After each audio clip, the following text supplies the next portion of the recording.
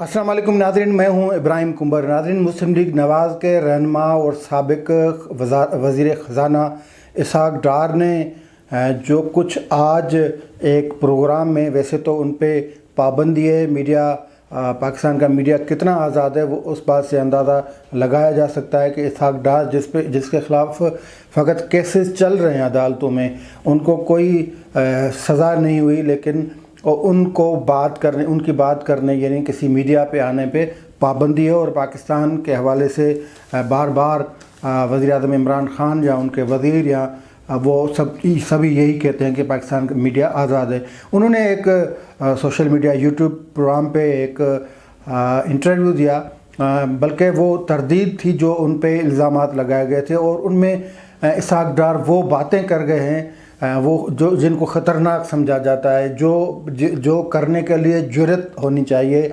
लेकिन बड़ी जुर्रतमंदाना, बड़ी जुर्रत से और बड़ी हिम्मत और बहादुरी से उन्होंने बातें की हैं। बुनियादी तौर पे वो बातें जो मुख्तलिफ़ स्टोरीज़ आ रही हैं अखबारों में, army chief general Qamar Javed Bajwa से जो सहाफ़ियों ने ऑफ द रिकॉर्ड मुलाकात किए, 6 से 9 घंटे ये मुलाकात गुज़िश्ता दिनों हुई, और उस मुलाकात के बाद हर नई कहानी आ रही है। पहले तो जो फ़हद हुसैन है, उन्होंने इस मुलाकात में जो चीदा बातें थीं वो लिखी, और वो कश्मीर का इशू, मतलब जनरल कमर जावेद बाजवा से बड़े एंकर्स और जो सहाफ़ी थे उन्होंने मुलाकात की, और मुलाकात को ऑफ द रिकॉर्ड कहा गया, लेकिन फिर आस्ते आस्ते ये ख़बरें बाहर निकलती आ रही हैं। जावेद चौधरी ने एक आर्टिकल लिखा, उसमें तमाम वो तफसील बयान कर दी है जो जनरल साहब ने वो बात की थी। उसका बेसिकली जवाब दिया है तलत हुसैन के प्रोग्राम में इसहाक़ डार ने, और उसमें बड़ी लंबी चौड़ी बातें भी की हैं, ख़तरनाक बातें भी की हैं। बंदा उसको बयान करते हुए डरता है, क्योंकि माहौल ही ऐसा बन गया है। और दूसरी अहम बात यह है कि ये जो ऑफ द रिकॉर्ड जो बातें हुई थी, वो बातें अब मुख्तलिफ़ जो सूरतों में, मुख्तलिफ़ शक्ल में सामने आ रही हैं। इस तरह की मुलाकात के हवाले से एक सीनियर सहाफ़ी का कहना था कि जब किसी को ऑफ द रिकॉर्ड, इतने सहाफ़ियों की लिस्ट जब आती है और ऑफ द रिकॉर्ड कोई इस तरह की मुलाकातें करता है, तो फिर ये उस सूरत में होता है जब मुल्क में इमरजेंसी प्लस या मार्शल लॉ के इम्कानात होते हैं। खुदा न करे कि इस तरह की सूरत हाल हो, लेकिन सूरत हाल गंभीर है, क्योंकि जिस शख्स को 2 सियासी जमातों के मुकाबले में लाया गया था, और उसकी भी कश्ती डगमगा रही है, और उसके पल्ले नाकामियों और मायूसियों के सिवा कुछ नहीं मिला।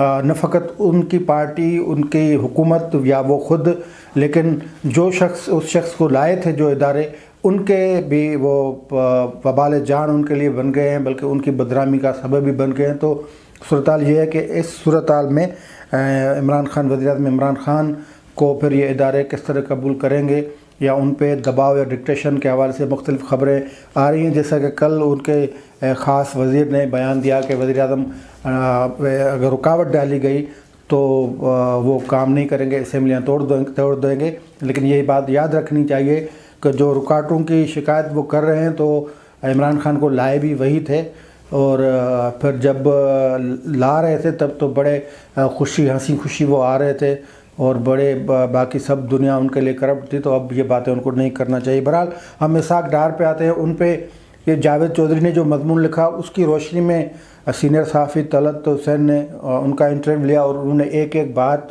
की, लेकिन बात जो उन्होंने की वो बड़ी हिम्मत से और जुर्रत से की, और बात शुरू हुई मेट्रो से, कि जावेद चौधरी ने लिखा है कि आर्मी चीफ़ ने कहा था कि मेट्रो के हवाले से उन्हें कुछ कहा गया, ऐसी बातचीत कोई हुई। उस पर इसहाक़ डार ने कहा कि नहीं, मेट्रो के हवाले से कोई भी बात नहीं हुई थी आर्मी चीफ़ कमर जावेद बाजवा साहब से।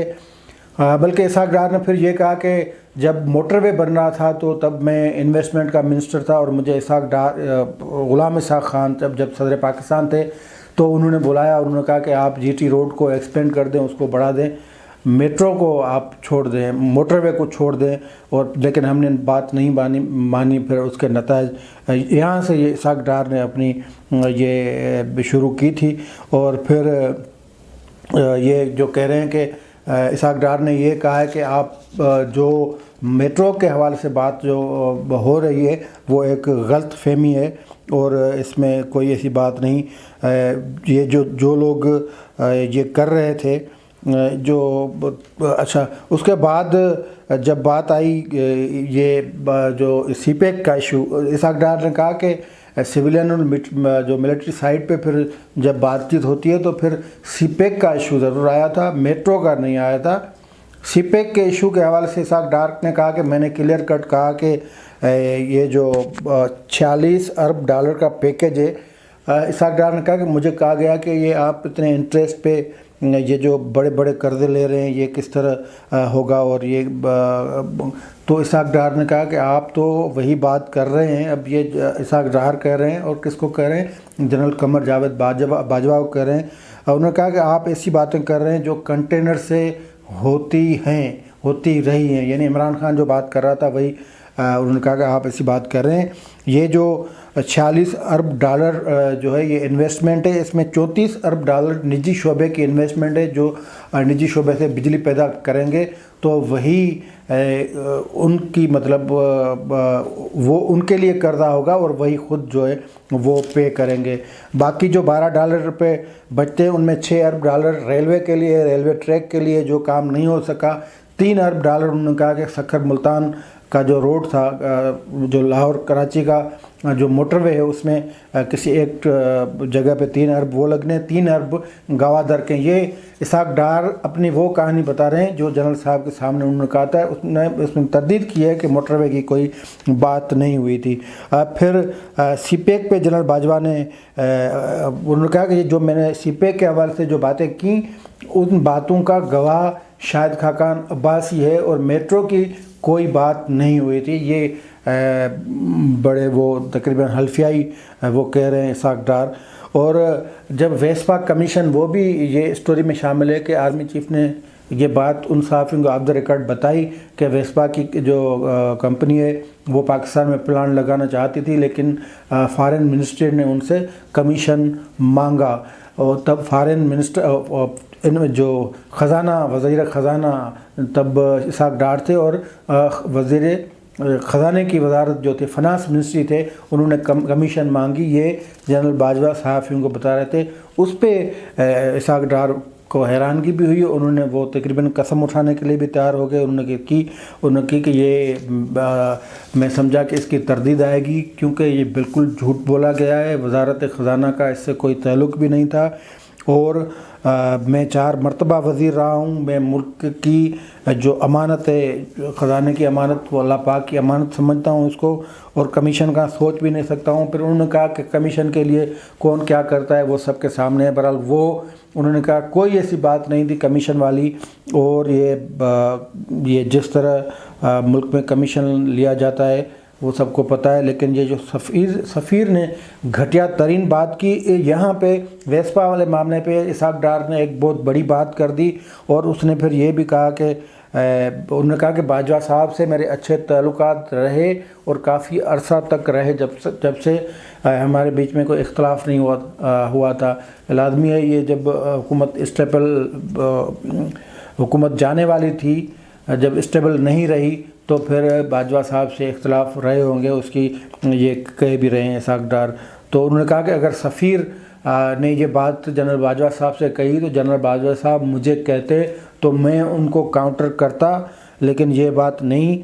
اور میری اگر اہلیت یا میرے کام سے جنرل باجوہ صاحب اتنے واقف نہیں تھے تو پھر ان کی جو اہلیت ہے وہ ان پہ بھی سوال اٹھتے ہیں. یہ اسحاق ڈار کہہ رہے ہیں جنرل باجوہ کے حوالے سے کہ پھر ان پہ بھی جو سوال اٹھتے ہیں. آرمی چیف کے پیچھے انہوں نے کہا کہ سب پتہ ہے، اسحاق ڈار یہ کہہ رہے ہیں کہ کیونکہ آرمی چیف کو سب پتہ ہوتا ہے، ایجنسیاں ان کے ماتحت ہوتی ہیں، ساری ایجنسیاں ان کو بھی پتہ ہوتا ہے، یہ ساری ملاقاتیں ہوتی ہیں، تو پہلے یہ بات کیوں نہیں کہی گئی، آج وہ کیوں بات یہ کہی جا رہی ہے. اگر جنرل باجوہ نے یہ بات مطلب انہوں نے کہا کہ جنرل باجوہ صاحب کو یہ بات کرنے سے پہلے سوچنا چاہیے. اب کوئی کہہ سکتا ہے کسی آرمی چیف کے حوالے سے، لیکن اسحاق ڈار نے یہ جرأت کی ہے. پتہ نہیں اسحاق ڈار کا ہوگا کیا. یہ تو ویسے تو ان کے لیے شیخ رشید ہمیشہ کہتے رہتے ہیں کہ انہوں نے اپنے پاؤں پہ خود کلاڑا مارا ہے، انہوں نے دروازے بند کر دیے ہیں، وہ سیاسی موت مر چکے ہیں، لیکن سیاسی جو لوگ ہوتے ہیں وہ موت کے بعد بھی زندہ ہوتے ہیں، مرنے کے بعد بھی وہ زندہ ہوتے ہیں۔ اس کی آپ مثالیں ذوالفقار علی بھٹو بھی ہے، اکبر بگٹی ہے، کئی سیاسی کارکنان ہیں۔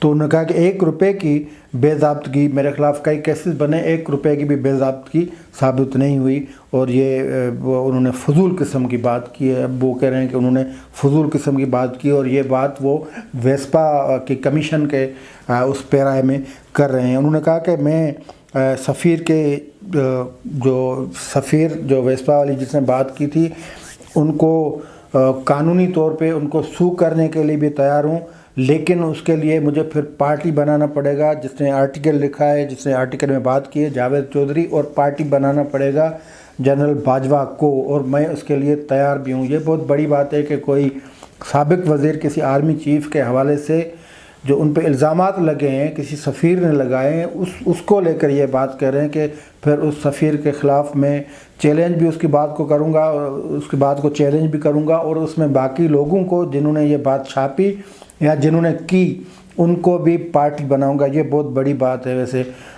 پتہ نہیں سو کریں گے، ان کے خلاف جائیں گے یا نہیں جائیں گے، لیکن انہوں نے یہ بات برحال کر دی ہے، اور جو کر دی ہے وہ بڑی بات ہے۔ ایک جب سوال کیا گیا کہ جب قرضے یہ آپ نے قرضے اتنے چڑھے ہیں وہ کون بھگتے گا، یہ جاوید چودھری کہہ رہے ہیں آرٹیکل میں، اور جنرل باجوہ کے حوالے سے کہہ رہے ہیں۔ جنرل باجوہ کس کی بات کر رہے ہیں؟ وزیر خزانہ یعنی اسحاق ڈار کی بات کر رہے ہیں کہ جب ہم نے پوچھا کہ یہ قرضے ورضے اس طرح آپ لے رہے ہیں، تو اسحاق ڈار نے پہلے دائیں دیکھا، پھر بائیں دیکھا، اور کوئی جواب نہیں دیا۔ اس پہ اسحاق ڈار کہتے ہیں کہ میں دائیں بائیں نہیں دیکھتا، میں آنکھوں میں آنکھیں ڈال کر بات کرتا ہوں، اور جنرل باجوہ کو یہ پتہ ہے۔ میں نے پھر آگے وہ کہتے ہیں کہ میں جو جنرل باجوہ کہہ رہے ہیں کہ مجھے سر کہا، میں نے سر نہیں کہا جنرل باجوہ کو، اور جنرل باجوہ بخوبی جانتے ہیں کہ وہ مجھے سر کہتے تھے، اور انہوں نے یہ بھی کہا ہے کہ میں اپنے دفتر میں قاصد اور نائب قاصد ان سب کی عزت کرتا ہوں۔ جنرل باجوہ 22 گریڈ کے افسر ہیں، انہیں اپنی یادداشت پہ زور دینا چاہیے۔ میں نے انہیں سر نہیں کہا تھا، لیکن انہوں نے مجھے سر کہا تھا، اور میں اس طرح کی انہوں نے ساری باتیں کی ہیں۔ اور اکنامک جو کنڈیشن یا قرضے یا جو اقتصادیات تھا، فزیکل پالیسی، اس میں فرجری کرنا یا 2 نمبری کرنا، اس کا بھی اسحاق ڈار نے اس انٹرویو میں تفصیلی جواب دیا ہے۔ لیکن سوال یہ پیدا ہوتا ہے کہ یہ اتنی ساری باتیں جو جاوید چودھری نے اپنے آرٹیکل میں لکھی، اور پھر اسحاق ڈار نے اس کی تردید کی ہے۔ یہ تردید بہت خطرناک اس میں الفاظ استعمال کیے گئے ہیں، اور آنکھوں میں آنکھیں ڈال کر جنرل باجوہ سے بات کرنا، ان کو سر نہیں کہنا، اور کئی معاملات پہ ان سے اختلاف کرنا، یہ وہ ساری چیزیں ہیں۔ یہ انٹرویو آپ دیکھ بھی سکتے ہیں، لیکن ہم نے ضروری سمجھا کہ اسحاق ڈار صاحب، جس کو پہلے دن ہی کیونکہ اسحاق ڈار کے ایک تو میاں نواز شریف کے وہ سمدھی ہیں، عزیز ہیں، اور تمام مالی معاملات وہ چلاتے تھے۔ جنرل پرویز مشرف کے دور میں بھی اسحاق ڈار کو پہلے پکڑ کر پھر میاں نواز شریف اور شہباز شریف والوں کے خلاف کیس بنایا تھا، اور اس مرتبہ بھی وہی ہونے جا رہا تھا۔ تو اسحاق ڈار پھر ان کو پتہ لگ گیا کہ کیا ہونے جا رہا ہے، اس لیے انہوں نے جانے کی تیاری پکڑی، اور پھر الزام لگا کہ شاہد خاقان عباسی کے جو طیارہ تھا اس میں وہ باہر چلے گئے، لیکن چلے گئے ٹھیک کیا، کیونکہ جو سیاسی انتقام لینے والے تھے انہوں نے یہی پلان بنایا تھا کہ پہلے اسحاق ڈار کو پکڑا جائے گا، اور پھر اس کا کوئی پہلے جیسا حلف نامہ لیا جائے گا، اس کے بنیاد پہ نواز شریف پہ کارروائی ہوگی، لیکن وہ نہیں ہو سکا۔ اسحاق ڈار چلے گئے، تو پھر پاناما کے بنیاد پہ نواز شریف کے خلاف مختلف کیسز بنے، جو کیسز وہ اب بھی بھگت رہے ہیں۔ لیکن اسحاق ڈار نے جو کچھ کہا ہے، اس کے جو نتائج جو بھی نکلیں، لیکن ڈار صاحب کو پتہ تو ہوگا کہ ایک پاورفل شخص کو اس طرح مخاطب ہو کے پھر ان کی باتوں کی نہ فقط تردید کرنا، لیکن ایسے تردید کرنا کہ ایسی بات پھر کوئی اور نہ کر سکے، یا پھر ایسی تردید جس تردید کا کل کوئی بھی ریئیکشن آ سکتا ہے۔ اب دیکھتے ہیں کہ اس کا ریئیکشن کیسا آئے گا، کیونکہ اسحاق ڈار نے کسی ادارے کی بات نہیں کی، لیکن ان پہ جو الزامات لگے انہوں نے وہ تردید اس کی ہے لیکن یہاں پہ ہوتا کیا ہے کہ کو تردید ہو یا کسی شخص کے خلاف کو بیان ہو تو پھر اس کو ریاست مخالف بیان یا بیانیہ جانا جاتا ہے، مانا جاتا ہے، اور اس کے بعد اس کے خلاف کیسز شروع ہو جاتے ہیں۔ اب دیکھتے ہیں کہ اسحاق ڈار کے خلاف کارروائی کیا ہوتی ہے۔ آج کے لیے اتنا ہی، دیجیے اجازت، اللہ حافظ۔